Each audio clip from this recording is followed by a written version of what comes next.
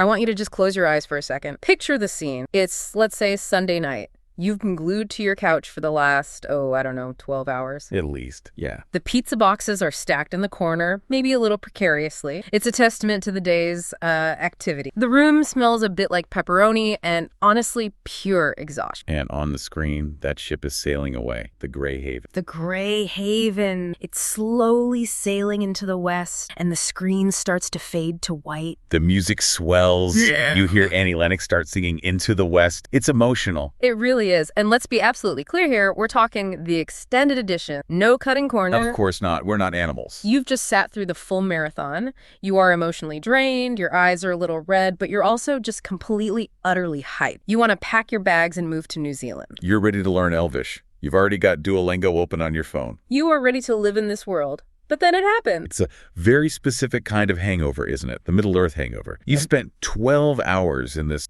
secondary reality that honestly feels more real than your living room. That is the perfect way to put it, a hangover. But the screen goes black, the credits finish rolling, and you just have this thought. Wait, what now? The void. The void. You've read The Hobbit, you've read the main trilogy, but you have this gnawing feeling in your chest. You know there's more out there. You've seen those other books on the shelf at the bookstore. The ones with the intimidating covers. Exactly. The ones that look like they belong in a museum, not on your... They look less like fantasy novels and more like, I don't know, artifacts dug up from somewhere. Right. And you pick one up, and it looks like a library of archaic history. It feels less like picking up a fun sequel to see what Aragorn did next, and more like you've just decided to study for a PhD in a language that doesn't exist. That's the rabbit hole moment, the do I jump moment.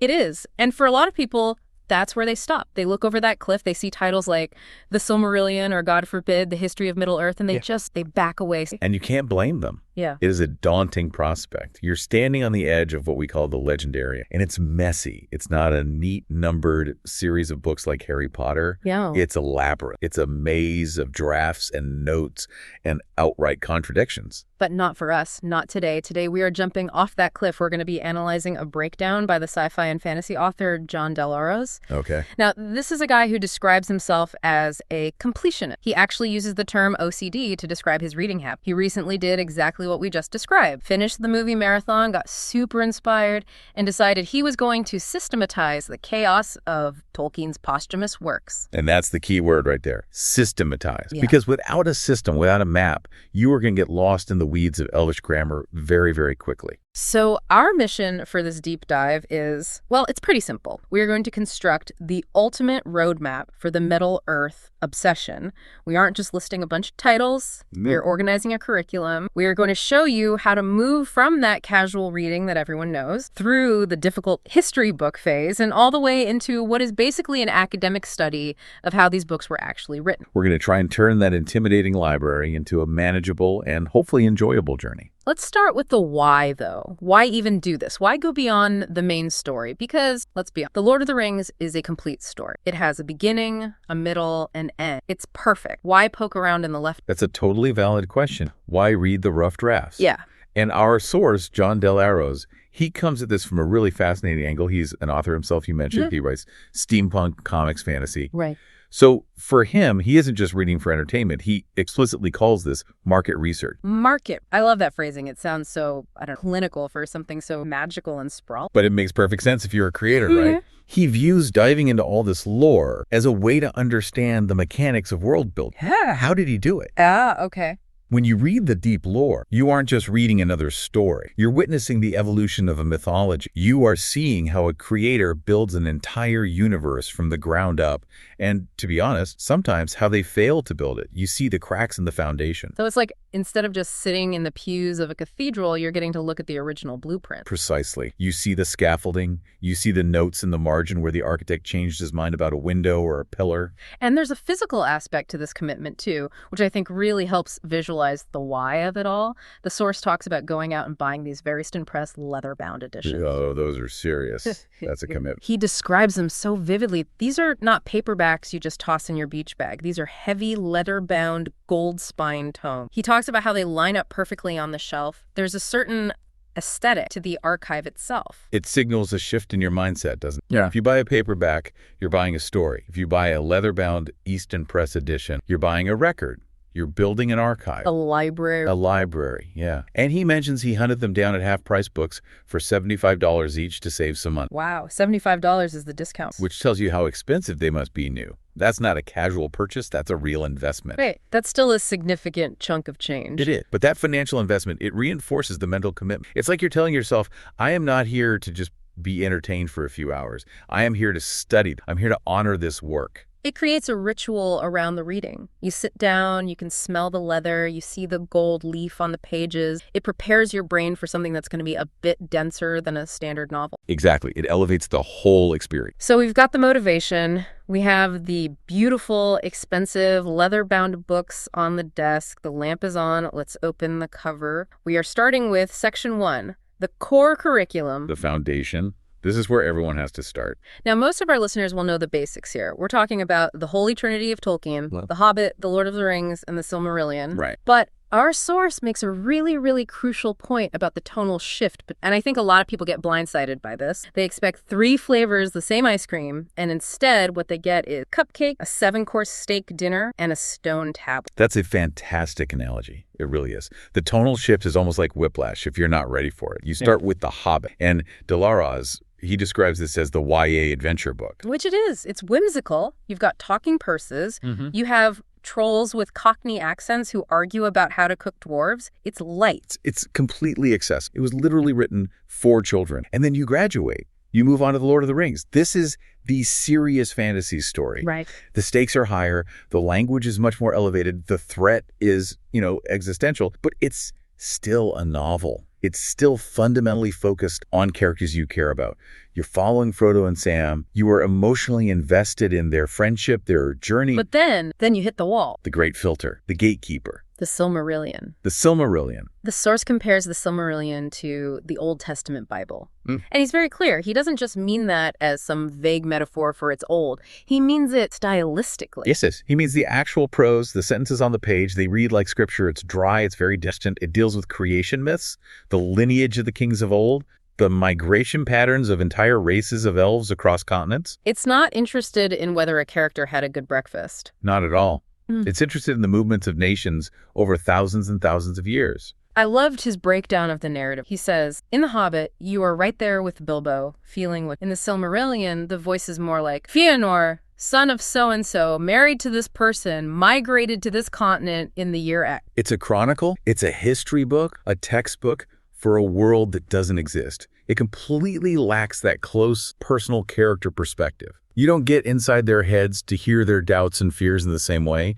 You're watching them from a great distance, like you're looking at a map and moving little pieces around. It demands a completely different kind of attention from you as a reader. It really does. So this brings us to the million-dollar question. If it's so dry, if it reads like a genealogy chart, why would anyone suffer that? Why should I care about Fëanor's third cousin's migration pattern? Because of the payoff. The payoff is context. The source explains that while it's dry, the Silmarillion provides the background for literally everything in The Lord of the Rings. Think about when you read LOTR for them. The characters are constantly referencing things, right? Aragorn sings this beautiful song about a woman named Luthien. Galadriel will mention the terrible fall of a city called Gondolin. The characters all speak with this incredible weight of history behind. And as a casual reader, you just kind of go with it. You think, oh, that sounds mysterious and cool, adds to the atmosphere. Exactly. It just adds flavor. But if you have read the Silmarillion, you know exactly who Luthien is. You know her tragic, beautiful story. You know exactly how Gondolin fell and the terrible betrayal that was involved. It's not just a name anymore. It's a story. It turns that background flavor into a main course. It amplifies the emotional weight of the main story by, a factor of 10, because you suddenly realize these characters are walking through a graveyard of history. You finally understand why the elves are so sad. Right. They're not just moody and dramatic. They're not just moody. They have lost everything. They've seen civilizations rise and fall like the tide. It's like changing the resolution of your TV from 1080p to 4K. You suddenly see every detail. You understand the ghosts that are haunting the entire narrative. Precisely. And the source mentions a strategic tip here that I think is just brilliant for new readers. He recommends reading the Silmarillion last in this core batch. Don't try to read it before Lord of the Rings. Read it after. Oh, interesting. So you treat it like a prequel you watch later. Treat it as a reveal. Treat it as the answer key to all the mysterious names and places and songs you didn't understand the first time. If you read it first, you have no emotional connection to the name. Fëanor is just a name. But if you read it after, every single name is an aha moment. Oh, that's who they're talking about. That makes so much sense. Now, there is a tragic element to this book that I wasn't fully aware of until I read the source material. We talk about the deep dive being messy and fragmented. The source argues that the reason the lore is so fragmented actually stems from one specific event. Tragedy of publication. Talk to me about this, because we just assumed Tolkien was this untouchable titan who could publish whatever he wanted, whenever he wanted. We do.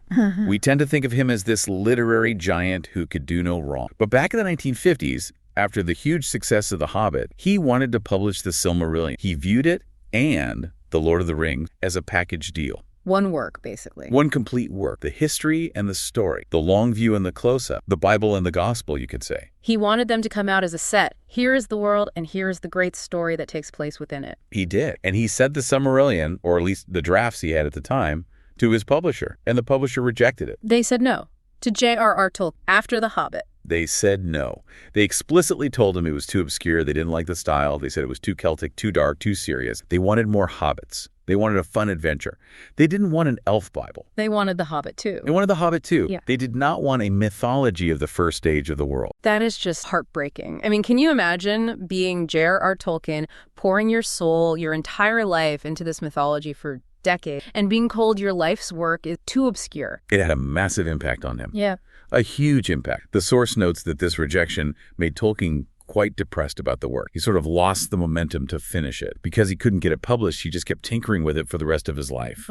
He'd rewrite a chapter, then lose the notes, then find them and rewrite it a different way 10 years later. Yeah. He spiraled into this kind of perfectionism because there was no deadline. There was no end goal in sight. So the reason we have this complex, messy, deep dive curriculum today, the reason his son had to publish 12 volumes of draft, is partly because a publisher in the 1950s said, no thanks. In a very real way, yes. If they had published it back then, we might have one definitive finished version. Yeah.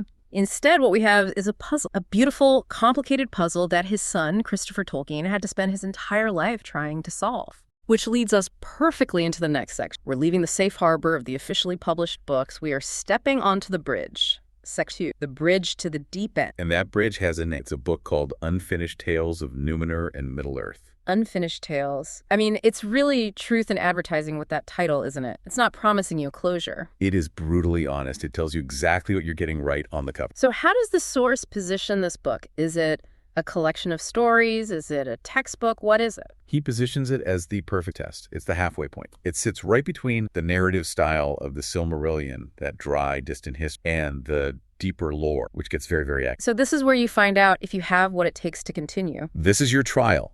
If you can handle Unfinished Tales, you can handle what's next. So what's actually inside it? If I pick up Unfinished Tales, what am I reading?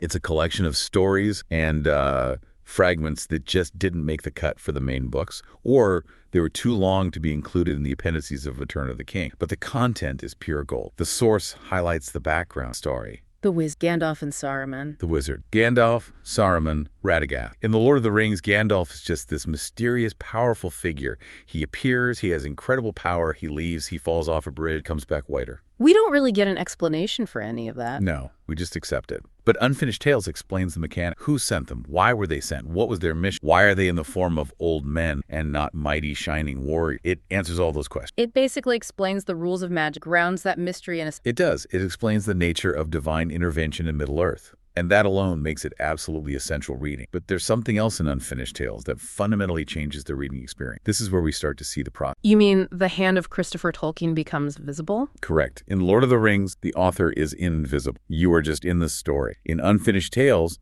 you'll be reading a story, and then suddenly the text will just stop. And there will be a footnote from Christopher Tolkien saying, my father wrote this up to this point in 1955, but then he apparently lost the page. In another earlier version, the character goes left here instead of right. Wow, that is a huge shift for a reader. You're being pulled completely out of the immersion. It breaks the fourth wall of the entire world. You are. Yeah. But you're being invited into the archaeology of the text. It trains you, the reader, to accept that there might not be one single true version of a story. It prepares you for the much heavier lifting to come. It shifts your role from being a passive consumer of a story to an active student of a text. And the source mentions a few other gems that are in there. The full story of Tur and the fall of Gondolin is in there, and the story of Eldarion and Arendis. Ah, The Mariner's Wife. That is a fascinating one because it is essentially a domestic drama. It's about a bad marriage in Numenor.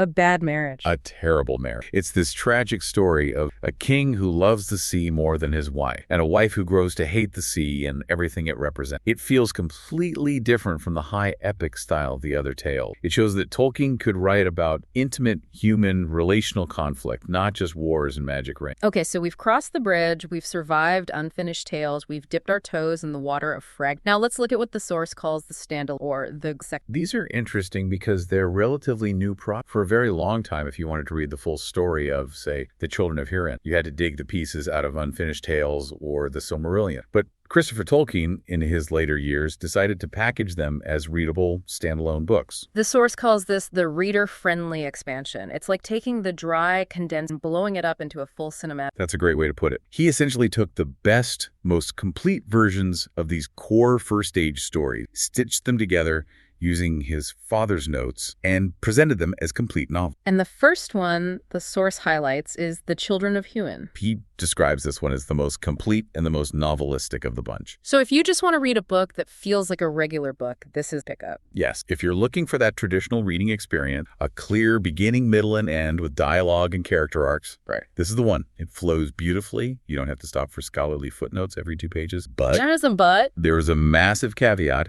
which the source is very clear about, and that's the tone. It is dark. It is incredibly dark. If The Hobbit is a children's comedy and LTR is a high epic, The Children of Hurin is a bleak, unforgiving Greek tragedy. We are talking about inescapable curses, unintentional incest, suicide, dragon spells.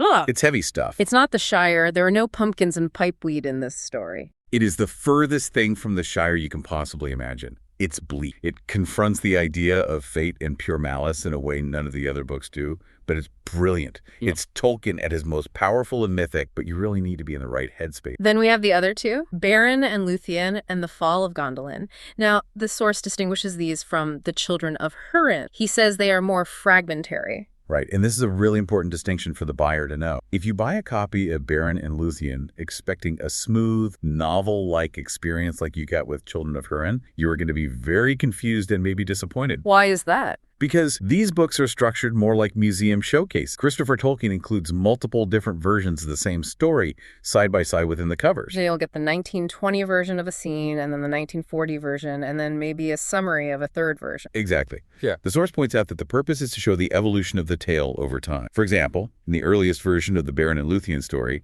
the main bad guy wasn't Sauron. It was a giant cat. Wait, hold on. A cat? A giant evil cat. His name was Tevildo, the Prince of Cats. That feels significantly less threatening. I'm just imagining a giant, fluffy tabby blocking the path to the Silmaril. Well, he was supposed to be a very big, very demonic cat. But you see the point. You see Tolkien playing with ideas. He's thinking, maybe a cat. Now it's a bit silly. Let's make it a necromancer. Let's make it Sauron. You are literally watching the mythology solidify in real time. It's like looking at the concept art for a movie. You see all the designs that they almost went with. That's the perfect analogy. Yeah. And The Fall of Gondolin is very similar. It shows you the very first story Tolkien ever wrote about Middle-earth, which he wrote in the trenches of World War I, right alongside the later, more polished but unfinished version. It's a history of a story. There's one more book in this section, The Fall of Numenor, and this one focuses on the second. And this is, of course, very relevant right now because of pop culture. The source makes a point to note that this is the material that the TV show The Rings of Power pretends to be based on. Pretends to be based on. I can detect the source's criticism there. The source is definitely critical of the show, yeah. Yeah. He feels that the show distorts the lore pretty heavily. But regarding the book itself, The Fall of Numenor, he's very positive. He notes that the style is actually much closer to The Lord of the Rings. It's more accessible. Because it's dealing with Sauron and the rings, right? That's more familiar territory. Yes. It collects all the scattered second-age writings from different books into one single chronological timeline. It connects directly to the rise of Sauron, the forging of the Rings of Power, and the cataclysmic sinking of Numenor. So if you're watching the show and you want to know what actually happened according to Tolkien without the Hollywood filter, this... Precisely. It gives you the real history that the TV show is riffing on. Okay, we have done the core curriculum, we have crossed the bridge, we have read the standalone novels for pleasure. Now we arrive at the final boss, the beast. The 12-volume beast. Section 4, the history of Middle-earth. This is it. This is where the casual fans usually turn back, and honestly, this is where many serious fans turn back as well. It's a mountain range of text. The source is very, very clear about what the series is. He clarifies that this is not a continuous story. You do not read volume 1 and then volume 2 to find out what happens next. That is not how this works. No. The title is literal. It is a history of the writing of Middle-earth. It is, and this isn't an exaggeration, an archaeological dig through J.R.R. Tolkien's wastepaper basket. I'm serious. Christopher Tolkien went through every scrap of paper his father ever wrote. Scribbles on old exam papers, drafts on napkin, poems written on the back and menus, and he organized them all chronologically. That sounds absolutely exhaustive. It is the definition of exhaustive. It's a 12-volume study of the creative process itself. And the source gives some very specific, very crucial advice here. You do not have to read them in order. In fact, he suggests that if you try to do that, you will fail. You will burn out. Volumes 1 and 2 are incredibly difficult. If you start there, you might just quit the whole project. So he suggests grouping them by theme, not by number. Let's break down these groups as the source describes them. This is the breakdown of the breakdown. First up, we have Group 1, volumes 1 through 5. This is the early. This covers the very first things Tolkien ever wrote about this world, often back during World War I or just after. You have the Book of Lost Tales, Part 1 and 2. And he specifically highlights the Lays of Beleriand. Yes, which is a deep, deep dive into epic poetry. This is literally Tolkien attempting to write his own Beowulf. We're talking thousands and thousands of lines of rhyming verse, alliterative verse. It's not a novel, epic poem. The source describes this entire section, volumes 1 through 5, as dense, archaic, and very tough to get. It is. The language is extremely old-fashioned, even for Tolkien. The stories themselves are often contradictory to what we know from the later works. The elves are different. Sometimes they act more like Victorian fairies. They're small and playful, rather than the majestic, serious lords we know from LOTR. The world isn't fully formed yet. Not at all. The geography is different. The names are different. It's fascinating if you're a scholar, but it is not easy reading. It requires a lot of work from the reader. Then we have Group 2, volumes 6 through 9. Now, the source seems to think this is where a lot of listeners might want to jump. This is the Lord of the Rings development. This is the hook. This is the good stuff for a lot of people. These 4 volumes cover the actual real-time writing of The Lord of the Rings. You get to see the early drafts of the chapters you know and love. You see discarded ideas. You see alternate concepts. And this brings us to what might be my favorite single fact from the entire source material. The aha moment that completely justifies reading drafts. Oh, yes, the naming issue. In the early drafts that you find in these volumes, Frodo Baggins was not named Frodo. No, he was not. He was named Bingo Baggins. Bingo Baggins! Can you even imagine? I will take the ring to Mordor, though I do not know the way. Signed, Bingo. It completely shatters the tone, doesn't it? It sounds like a clown or a dog from a nursery rhyme. And Bingo was his name-o. Exactly. It sounds like a character from a Beatrix Potter book, not the savior of the entire world. Imagine the Council of Elrond. You have my sword, and you have my bow,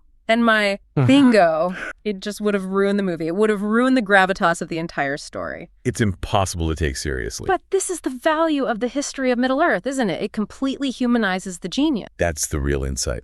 You see the bullet we dodged. You see that Tolkien wasn't some god who received these stories fully formed from the heavens.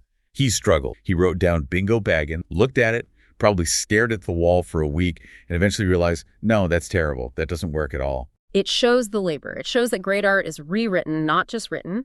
It makes the final masterpiece feel earned, not just inevitable. Precisely. It demystifies the creative process in the absolute best way. So that's volumes 6 through 9. Then we have the final group. Group 3, volumes 10 through 12. The reconciliation. The source calls this the most interesting section of the whole series. I would agree with. This represents the mature Tolkien. This is after Lord of the Rings is published and successful.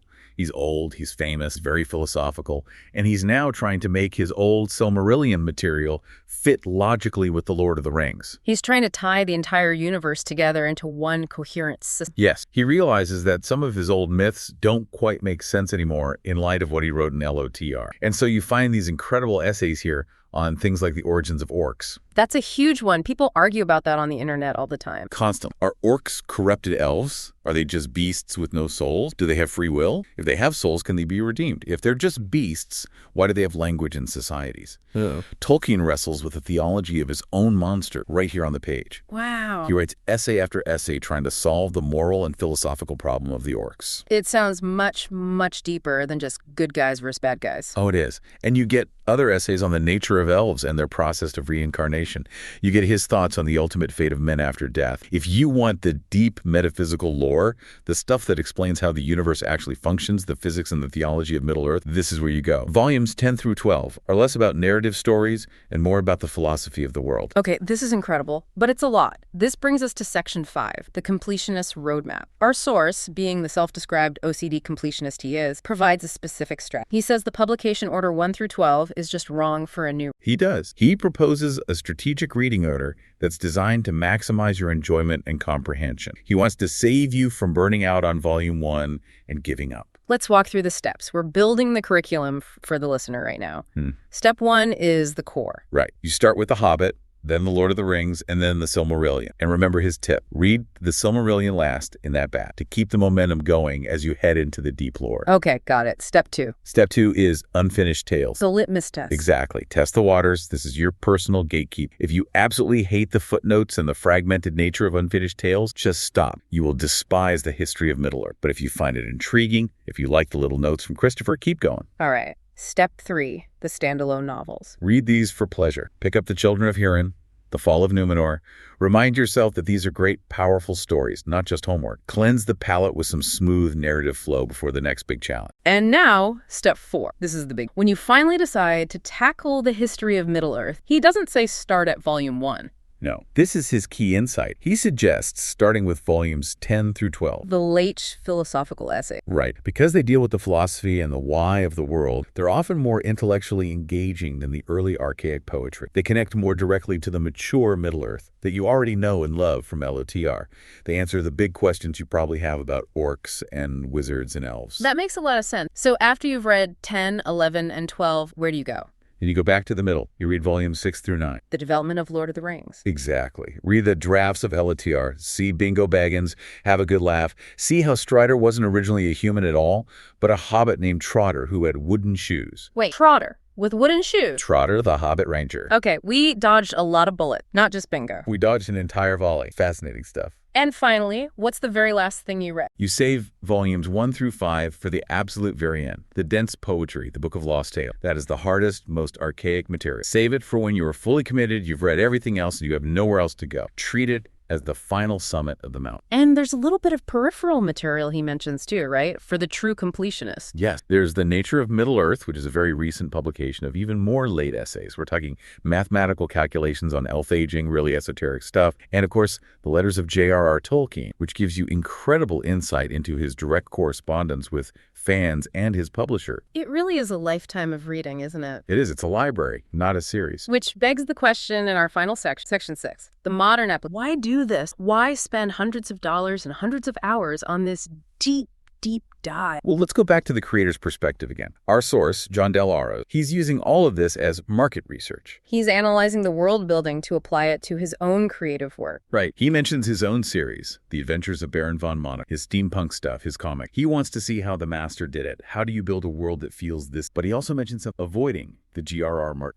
Trap of never finished. Yeah. He contrasts his own work and Tolkien's own struggle with authors of their fans waiting for decades. Tolkien struggled to finish the Silmarillion, and look what happened. It became this beautiful but fragmented mess. Del Arroz seems to be saying, study this, learn from the genius, but also learn from the mistakes. Finish your book. Don't leave a puzzle for your son. There is a value to obsession, though, isn't there? He acknowledges that diving this deep is a form of... He does. He says it could be worse. It's better than a lot of other vices. Getting completely obsessed with the lineage of fictional elf king is a relatively harmless and perhaps intellectually stimulating way to spend your time. It really exercises the brain. It forces you to synthesize conflicting information, to understand history and language and culture. It's a serious mental workout. It keeps the synapses firing. It absolutely is. This is active reading, not passive consumption. You are participating in the archaeology. So as we wrap up this deep dive, let's try to synthesize the journey. We've gone from the movie credits rolling on a Sunday night all the way to a 12-volume academic history of a fictional world. It's a massive, massive landscape. And I think the main takeaway from our sources breakdown is that you can enjoy Tolkien at different levels. You can be a casual fan who just loves the trilogy and the movies. You can be an enthusiast who reads the standalone. Or you can be an archaeologist who digs through the history of Middle-earth. And all those are valid ways to love this world. But I want to leave the listener with a provocative final thought, something for you to mull over. Let's go back to that rejection. Yes, the publisher rejecting the Silmarillion. Think about that Bingo Baggins detail. Think about Trotter the Hobbit with wooden shoes. Think about the chaos of all those drafts. Now imagine a world where that rejection never happened. If Tolkien had not been rejected, if the Silmarillion had been published in his lifetime, polished, finished, and set in stone, how differently would we view Middle-earth today? That is the question. Would the mystery be gone? I mean, part of the allure of Middle-earth is that it feels ancient and fragmented. It feels like real history because it contradicts itself sometimes. Real history is messy. Real history has missing pages. Real history has 3 conflicting accounts of the same battle. If it were perfect, if every single detail lined up neatly, it might feel smaller. It might just feel like a book written by a very smart guy in Oxford. Exactly. Because it's unfinished, it feels like we are discovering rather than just reading it. The messiness might be the magic. The fact that we have to piece it all together is what makes it alive. That is a fascinating thought. The imperfection is what creates the depth. The flaws are what make it feel. I think so. The rejection might have been a blessing in disguise. Well, there you have it, your roadmap to the deep end. We encourage you to pick up just one book from that next level, maybe Unfinished Tales, maybe just peek at the Fall of Númenor, see if you survive. Don't start with the epic poetry, please. Don't start with the poetry. Save that for when you're ready for your PhD. Thanks for listening. Take care.